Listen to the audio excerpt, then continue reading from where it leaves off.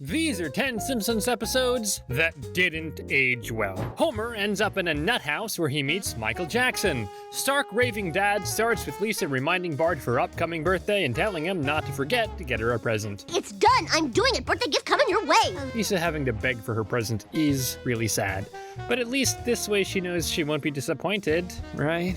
Homer is getting ready for work, but all his shirts turned pink because Bart put his red hat in the washer with him. I can't wear a pink shirt to work. Everybody wears white shirts. I'm not popular enough to be different. Conformity is key, unless you're cool enough to pull off individuality. And let's face it, pink shirts don't scream power plant chic. But Homer is forced to go to work with his pink shirt, and Mr. Burns immediately notices that he stands out. Mr. Burns pegs him as some sort of free-thinking anarchist and orders him to be examined by Dr. Marvin Monroe. The doctor gives Homer a personality test to fill out and determine if he's insane. I think this whole procedure is a bit insane. I mean, he only wore a pink shirt to work, but homework is not Homer's strong suit, so he gives Bart the test to fill it out for him. Do you hear voices? Yes, I'm hearing one right now while I'm trying to watch TV. Yes. Are you quick to anger? Bart! Does he even need to ask that question? Homer made a big mistake trusting Bart with this test. He'll be declared criminally insane in no time with those results. The next day at work, Homer is optimistic about his results, but there's no room for optimism there. He didn't pass the test. He is taken to a mental hospital where he's bunked with a wannabe Michael Jackson. The faux Michael Jackson is shocked that Homer doesn't know who he is. Of course I've heard of you. I mean, you'd have to be living under a rock not to know. What'd you say your name was? Michael Jackson. Doesn't ring a bell. Homer's pop culture disconnect, proving that even living under a rock wouldn't excuse not knowing Michael Jackson. But somehow, Homer manages it effortlessly. Now, here's the kicker. The guy voicing Michael Jackson is actually Michael Jackson. Now, this wouldn't start any alarms itself, but just wait.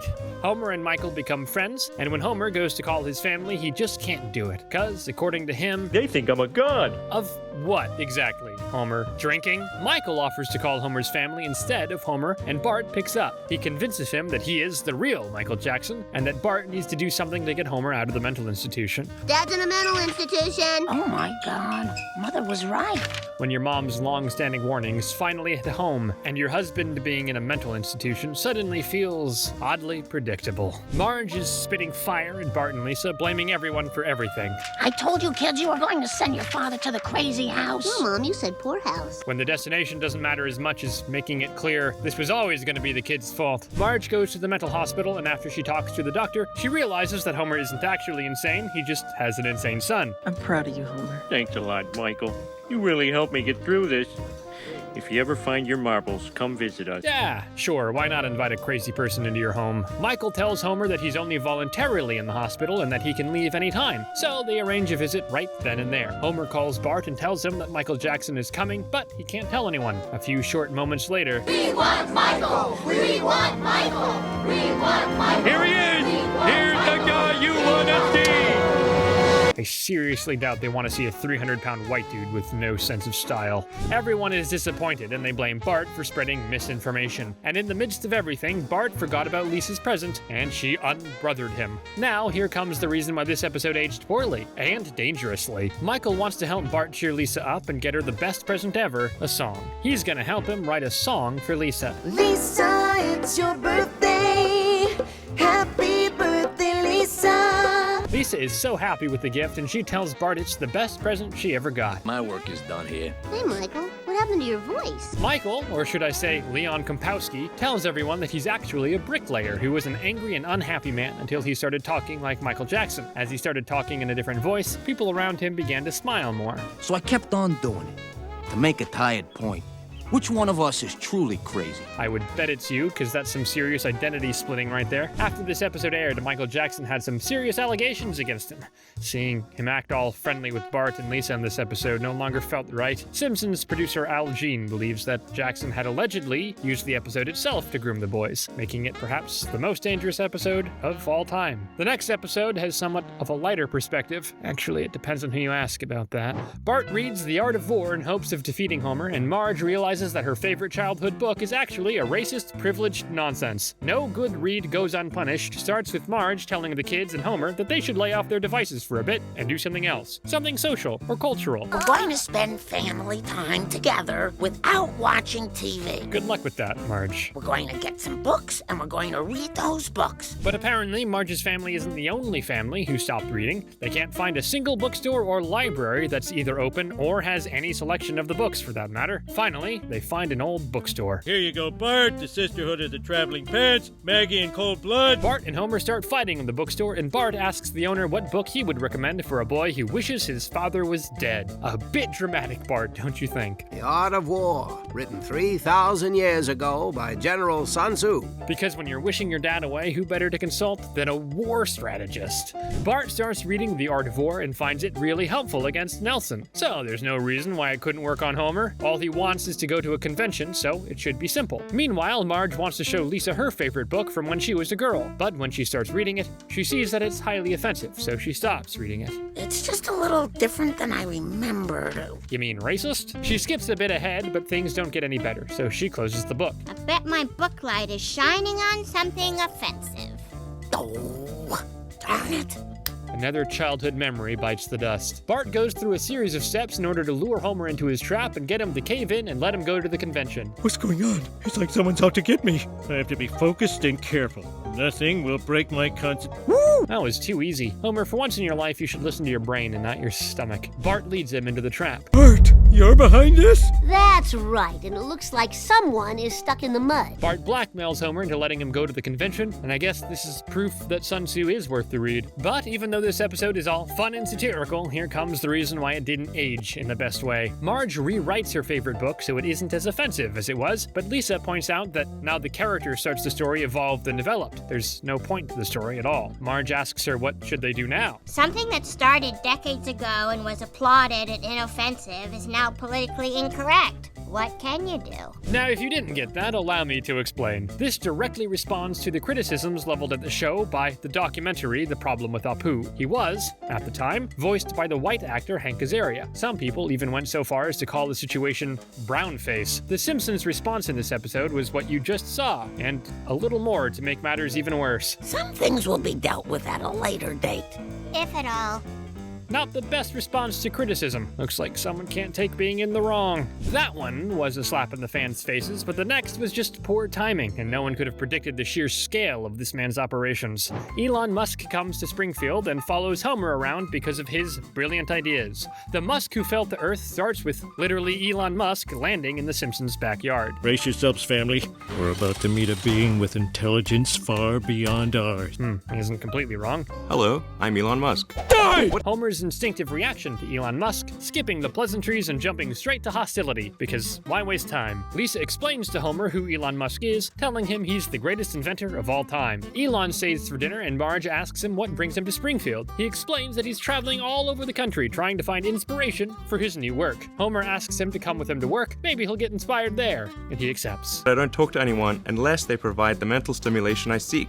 Ditto. Well, that's pretentious. Lisa also rides in the car with them so she can get a chance to spend time with Musk. Turns out he's really depressed and unmotivated. I wonder if that's really how he is. While on the drive, Elon discovers that Homer is filled with new ideas for inventions. I mean, they are Homer's inventions, but hey, still inventions. Say something else, please, now. Don't taste me, bro. Chocolate brain. You see what I mean when I say Homer's inventions, but Elon manages to make them into something useful. He's taking your Homerisms and turning them into his own great ideas. Elon meets Mr. Burns and he convinces him to build a magnet to hydrodynamic generator for the plant. Mr. Burns is amazed with his ideas and wants to hire him, but Elon doesn't care about the money. Could you repeat that first part? I don't care about the money. Elon's indifference to money leaves Mr. Burns in uncharted territory, because when has that ever been the first response to his offers? Homer is amazed at how Elon thinks of new creations right on the spot. Between your genius and my nothing, we make a great team. Sometimes the perfect partnership is all about knowing exactly what you bring to the table and what you don't. But Smithers is not so sure about Musk.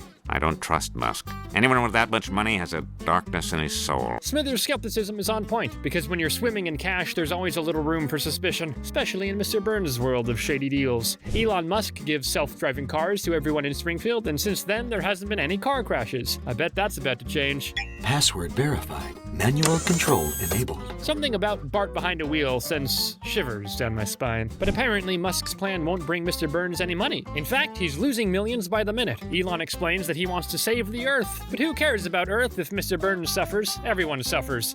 He explains that thanks to Elon, the plant's facing massive layoffs. Everyone in town is upset by this, of course, but no one is more vindictive than Mr. Burns. I've made the calls. I'm going to have Elon Musk killed. Homer feels bad that all his friends got fired, and it's kind of his fault, so he doesn't want to be friends with Elon anymore. He doesn't know how to leave him, so he consults Marge. You just take his hand, look in his eyes, and say, I don't want to be with you anymore. Wow, Marge is really good at that. I wonder how many times she played out that conversation in her head. Homer goes to tell Elon that he's breaking up with him, and he doesn't take it well, but Homer leaves him with one last piece of his brilliant mind. On a Miami Dolphins helmet, the little dolphin is also wearing a helmet. Now, this episode seems innocent and all, but the world wasn't prepared for what Elon Musk would do in the future. That's why it's not one of the episodes people look fondly on. And neither is this next one, even though it highlights some important issues, in a satirical way, of course. Patty comes out as gay to her family, and Marge, the liberal, isn't too liberal about it. In There's Something About Marrying, Bart and Milhouse unknowingly prank a professional tourist who gives Springfield a bad review, and the town economy collapses after tourists stop visiting. Who knew Springfield made so much money on tourism?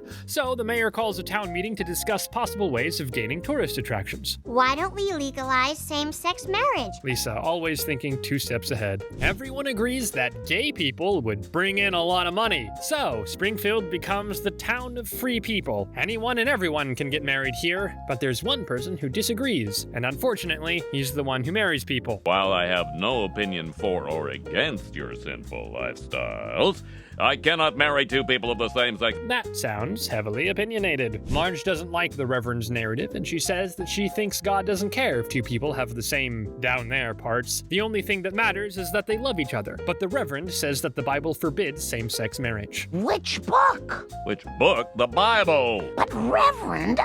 I guess that's the end of that conversation. But when Homer hears how much he could be earning if he could marry 2 people, he quickly switches sides. What sides, you may be wondering? Well, these people have rights. The right to buy me a 62-inch TV. Oh, Homer, always finding a way to make it about his own profit. So Homer becomes a minister and he starts marrying gay people left and right. Adam and Steve or Madam and Eve? Homer, you married every gay couple in town. I guess God works hard, but Homer works harder. So now that there are no gay people left to marry, Homer starts marrying straight people also. That's when Patty shows up at their door asking Homer to marry her with her someone special. So tell, who's the lucky man?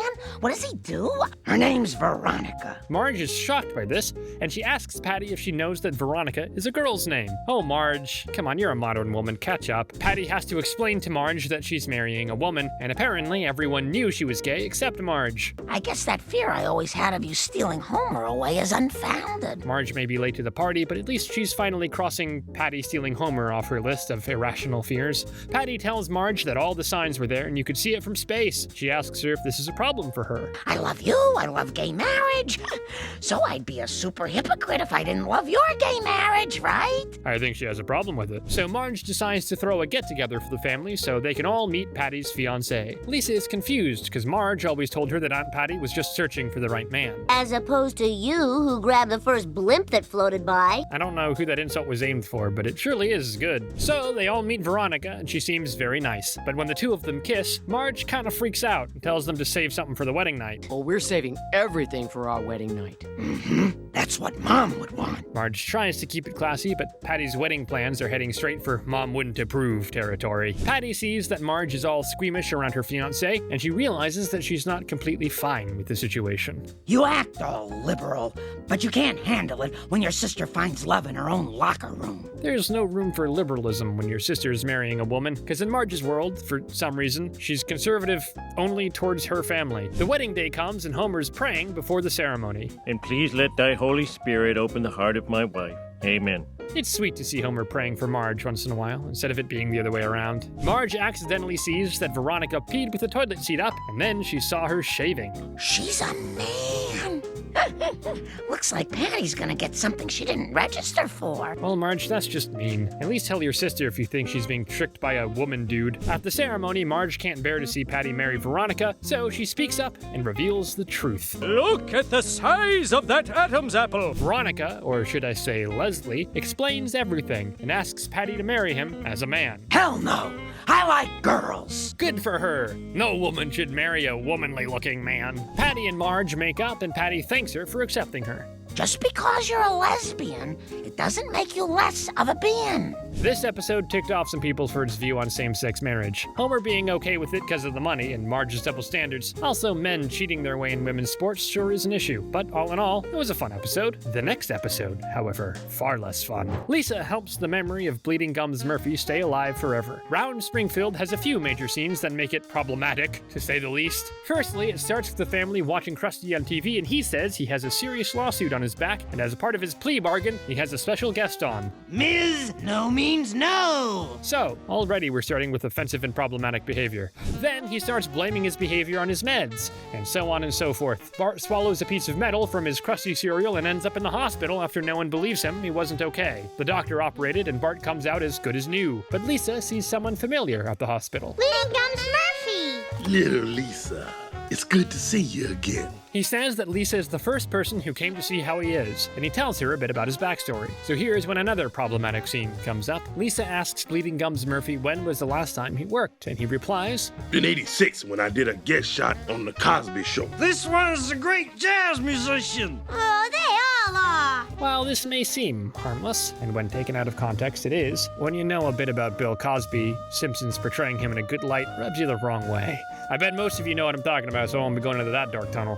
But let's get back to the episode. Bleeding Gums Murphy gives Lisa his sax so she can use it in her recital. She does amazing, and runs back to the hospital to tell everything to her friend. But What happened to Mr. Murphy? I'm sorry. He passed away. Lisa's gotta face the truth again, like with Snowball the First. Lisa says that he was her hero, and she never got to tell him how she felt. He was the only person who shared her love for music, and no one, not Homer, not Bart, not Grandpa, could make her feel better. How come it won't stop hurting? Lisa, it's normal to be sad when a friend dies. Marge always coming through with something nice to say, but not even she can wipe out Lisa's pain. Lisa wants to honor Bleeding Gums' memory, and her plan is to play his album on the radio. But unfortunately, it costs $500, which she doesn't have. But there's one person who does. Can't believe it. $500! Yep, that's what a lawsuit will get you. After a piece of metal from the cereal scrapes your insides, Bart sees how unhappy Lisa is, so he buys the album for her. But why? When I said my stomach hurt, you were the only one who believed me. Bart finally showing his soft side and gratitude. Lisa gives the album to the radio station and she hopes for the best. The whole town of Springfield listens to Bleeding Gums' album, and Lisa found a way to honor his memory. That was for you, Bleeding Gums.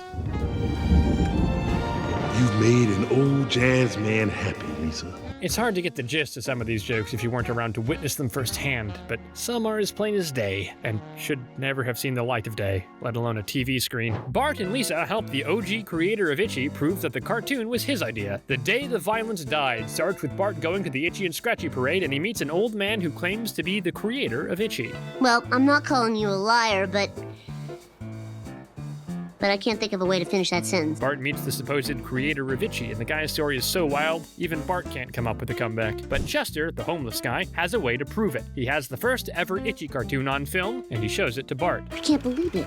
That was Itchy, all right. You did invent him. When people see this, you'll be rich and famous. Too bad the film player burned it. So now there's no proof of Chester being the OG inventor of Itchy. Bart doesn't do well with injustice, so he lets Chester sleep in his basement until they go and talk to the supposed creators of Itchy and Scratchy. Mom, there's a weird smell and a lot of cursing coming from the basement, and Dad's upstairs. Bart's basement guest comes with some colorful language and even more colorful odors. And for once, Homer's not to blame. But when they go to the Itchy and Scratchy studios, they're immediately thrown out, because, well, they seem like a bunch of liars who want money. So they go to a lawyer who agrees to take their case, but they need $1,000 first. Hey, Dad, can I have $1,000? All right. Wait a minute. For what? To pay for a lawyer for my bum. Calling a man who should have $800 million to his name a bum really shows how low you can sink. The Simpsons want to throw Chester out, but they can't help but feel bad for him. So Bart has an easy solution, and it only costs $1,000.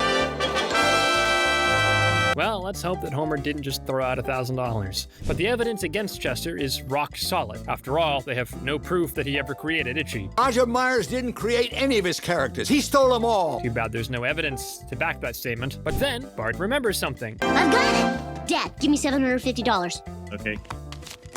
Bart's sudden epiphany is pure brilliance, and Homer's instant compliance, well, pure parental exhaustion. Bart comes back with something that will prove Chester's story. Ladies and gentlemen, this drawing was made in 1919, 9 years before Roger Myers made his first Itchy and Scratchy cartoon. I guess Bart's quick thinking is to be applauded here. If only he used half as much brain for his schoolwork. Chester wins the case and wins $800 million. But one thing Bart doesn't account for is that this would mean the bankruptcy of Itchy and Scratchy. We killed Itchy and Scratchy? The truth stings, huh, Bart? So now, instead of Itchy and Scratchy, educational cartoons are being played on TV, and Bart's just disgusted. He asks Lisa what kind of cartoon it is, and she replies that it's one of those old campy ones that appeals to the Gen Xers. We need another Vietnam, thin out their ranks a little. And there it is. Ugh, Bart, chill out for a bit. That's not an okay thing to say ever. But I guess back in 1995, humor was an easier thing to navigate. Some jokes are definitely better left unsaid, like war jokes or gay jokes. And even when they aren't put into words, you can just feel that it's meant to be there as an insult. Marge reveals that she has a crippling fear of flying, and she goes to a psychiatrist to try and find the cause of this problem. Fear of flying starts with Homer being banned from Moe's, so he has to go out and find another bar to drink at. He finds one, but you have to be a pilot to drink there, so he pretends he is one. Who wants to fly to the Windy City? You! But I... Hey, you're not just impersonating a pilot so you can drink here, are you? Yes, he is. Homer admits, but the man thinks he's joking, so he sends him on a plane and he almost kills everyone. The airlines are embarrassed by their mistake, so they offer Homer free tickets to anywhere in the US in exchange for his silence. When Marge hears this, she gets jittery and tries to find excuses not to go. I want to live, Marge! Won't you let me live? Won't you please? Wow, Homer's manipulation tactics are getting better and better. So they board the plane, but Marge's anxiety just keeps peeping through. Take it easy, Marge. How about if we dope you up real good? Let me off, let me off, let me off, let me off, let me off, let me off. Poor Marge, knowing that your husband would rather dope you than calm you down must be real sad. So they don't take off, they just go home. Without Grandpa, by the way. Lisa is worried about Marge, but Homer tells her she just has a fear of flying. Marge won't talk about her feelings or her fear, but Homer doesn't seem to think that's something to worry about. Lisa, the important thing is for your mother to repress what happened. Yeah, because that's how successful marriages last. Marge grows more and more tense. She starts working around the house day and night to try and escape from her thoughts. Mother always said, don't complain. Be good. Behave. Be nice. Smile. Be polite. Don't wake waves. Marge's trauma is coming back to haunt her, and sadly only Lisa notices it. And whenever anybody tries to talk to her, Marge replies, "Can't talk. Keeping myself in a state of cat-like readiness." Lisa finally convinces Homer to take Marge to see a therapist, but Homer is on edge, thinking the therapist will turn Marge against him. I'm not here to blame anyone.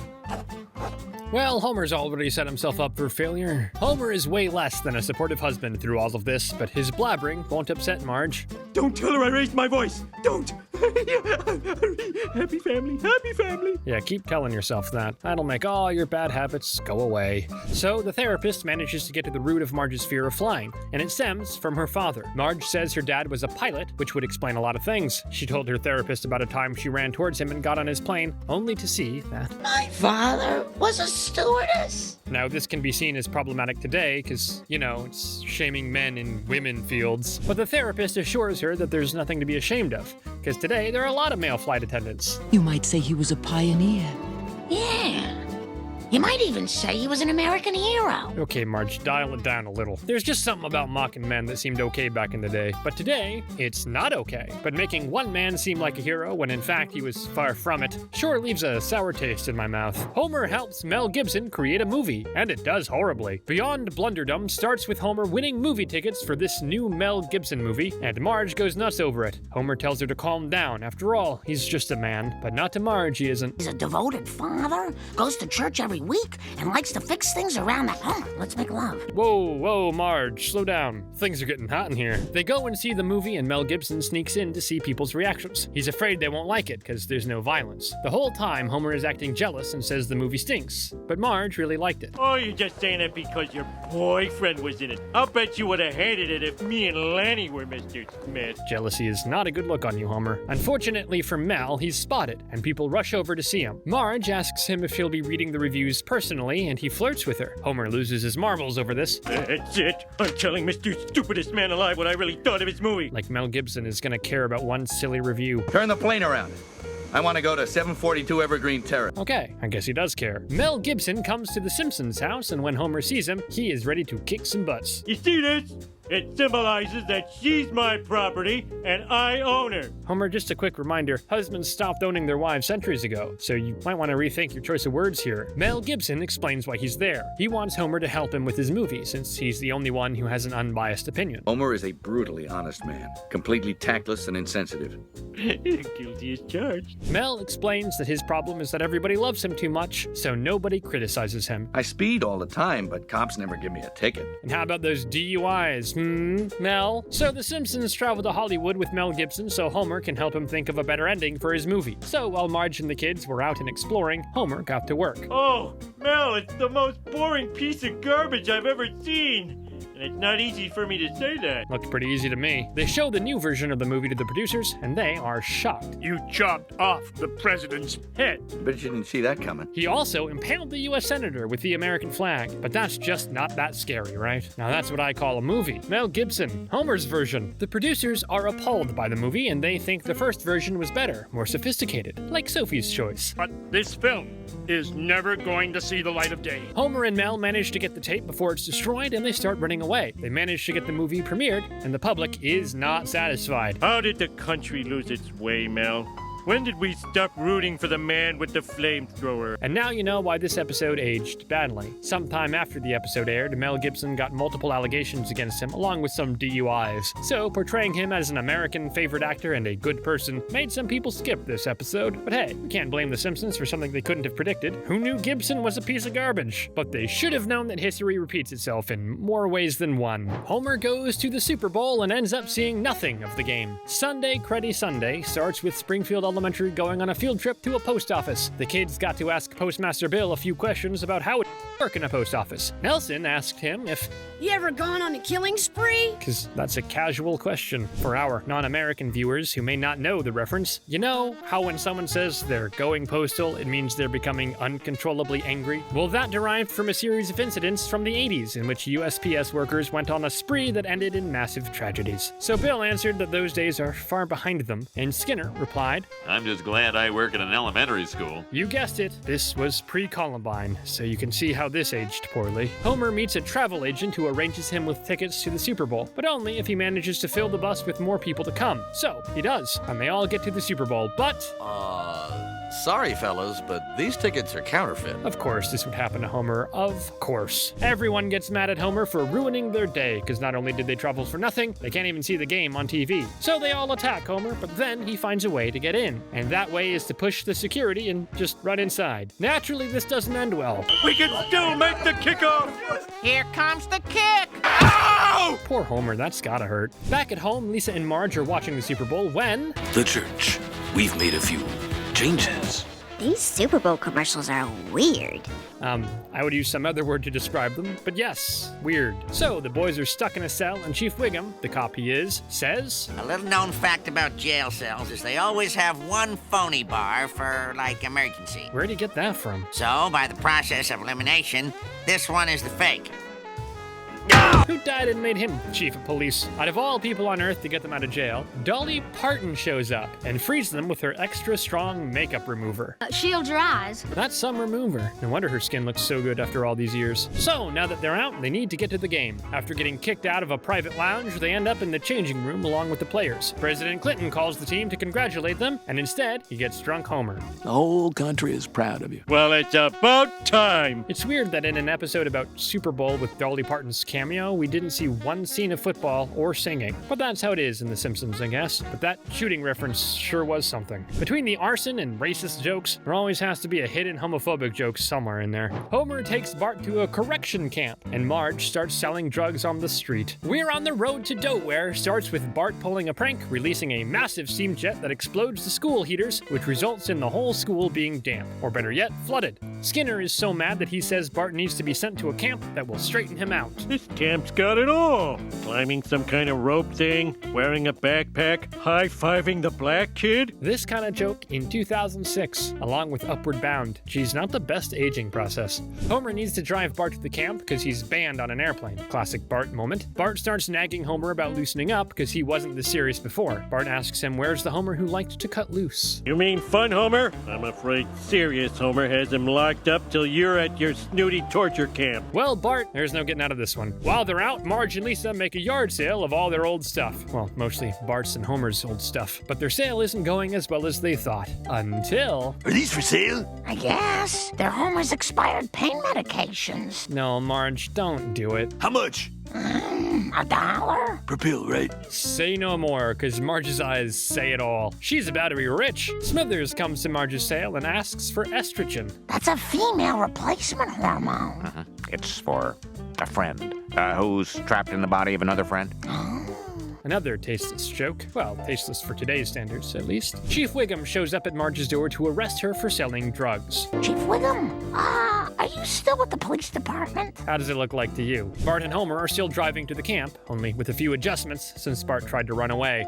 Bart tells Homer he thinks that Homer enjoys seeing him suffer. Homer replies that he doesn't enjoy it at all, and that he thinks being a father is a tough job. Long hours, no pay, and at the end all you get is someone yelling, "You screwed me up!" Well, he isn't wrong about that. They get to the camp, and when he sees Bart's puppy dog eyes, he almost caves. But only almost. But his decision to leave him there didn't stick for too long. He immediately returned. And just as Bart was getting used to the camp... Stupid horse! It's a deer crossing! Oh, God.